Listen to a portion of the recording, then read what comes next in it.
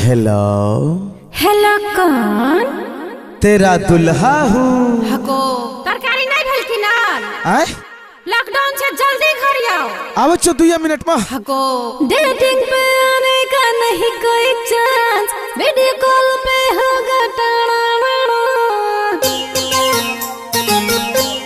हको रो तोरी का टोरा रखना है चाहिए हलिया तरकारी। सब तरकारी फेंक दियो ना, मास्क लगने चाहिए ना sanitiser. I am sorry darling, नहीं तम सौ ना है ये हमार देवता लिया तरकारी रान हूँ। नहीं रान हो हाँ चल जाओ हाली में सुतो, खैर कुटी खावा पड़ल रहो।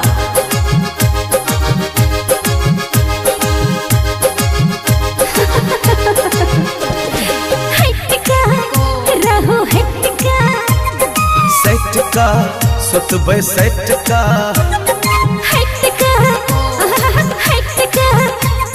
सेट का सुतबे सेट का लगबे चिपकिया यो प्यार के स्नेह तो प्यार कर पर ले लगे छै कोरोना भर हमर क्वारंटाइन दे क्वारंटाइन। अरे बाप रे बाप लगबे चिपकिया यो प्यार के स्नेह छै कोरोना भर हमर क्वारंटाइन दे संगे आए भैर सोइले बये सैनिटाइजर से धोइले बये सैनिटाइजर से धोइले बये सेट का सुतबे सेट का कन्या सेट का सुतबे सेट का सुतबे सेट का। चलो चलो चलो चलो सुत रहे छे है ना नहीं तम सौ है बड़ी रात भाग ले। अरे बाप रे गए ये मर जावे गए। अरे बाप रे गए इतने क्यों मार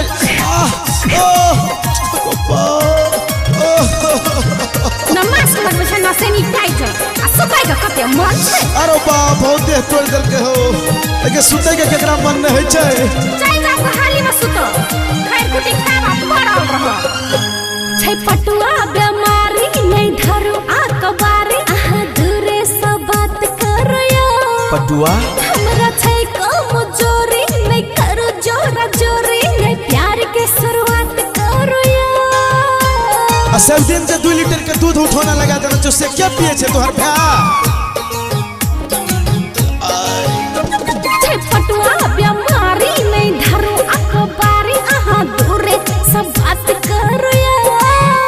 हमरा छै कमजोरी नहीं करो जोरा जोरी नहीं प्यार के शुरुआत करयो।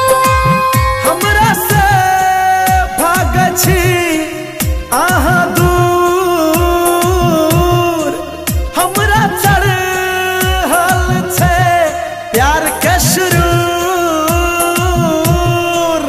मन में लागल लगन करू शांत यो पिया सेट का अब सेट का रहो कुछ दिन हमरा से एकांत यो पिया।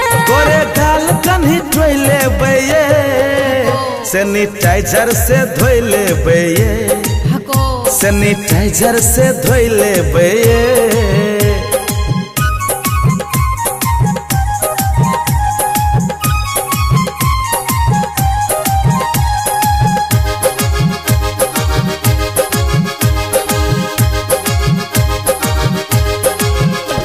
मैं बैठो सटिया करहु दूरे कतिया कछै कोरोना बीमारी के डर जदि घर में फैल जतै जान सबके चल जतै त छै महामारी के डर। बाप रे बाप ये कोरोना जिए पर मुश्किल कर दिल के। मैं बैठो सटिया करहु दूरे कतिया कछै कोरोना बीमारी के डर जदि घर में फैल जतै जान सबके चल जतै त छै महामारी के डर। हमरा से करे छी आहा घात छोड़ब नहीं हम ये आहा का साथ। किछ देर का सुतबे सेट का हमरा काने पकड़ो नहीं मजबूरिया पिया नहीं मन बेकार ले बैये सैनिटाइजर से धोइले बैये सैनिटाइजर से धोइले बैये सेट का सुतबे सेट का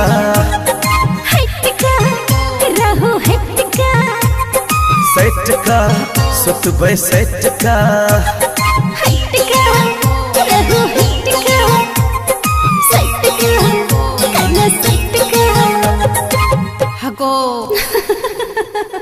सन्नू कुमार एंटरटेनमेंट।